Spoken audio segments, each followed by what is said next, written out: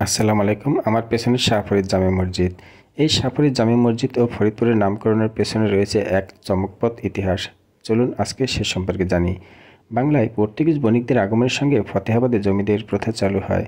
আমি যে জায়গায় দাঁড়িয়ে আছি এটা জেলা প্রশাসক কার্যালয়ের সামনে। এই জায়গাটি একসময় বহু জলা ও জঙ্গলে পরিপূর্ণ ছিল এবং কেউ আবাদ করার সাহস পায়নি।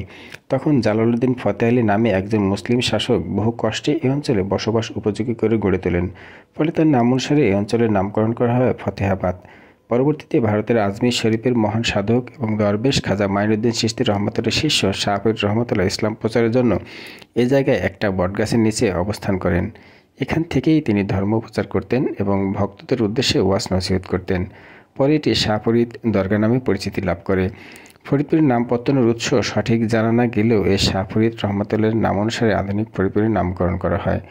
যদিও এখানে আর সেই বটগাছটি নেই, এর স্থানে গড়ে উঠেছে তিনতলা বিশিষ্ট এই শাহ ফরিদ জামে মসজিদটি। পরবর্তীতে 1962 সালে মৌলানা আতাউর রহমান তৎকালীন জেলা প্রশাসক মোহাম্মদ ইদ্রিসের সহায়তায় শাহ ফরিদ জামে মসজিদটি তৈরি করেন এবং এর আধুনিকায়ন করেন।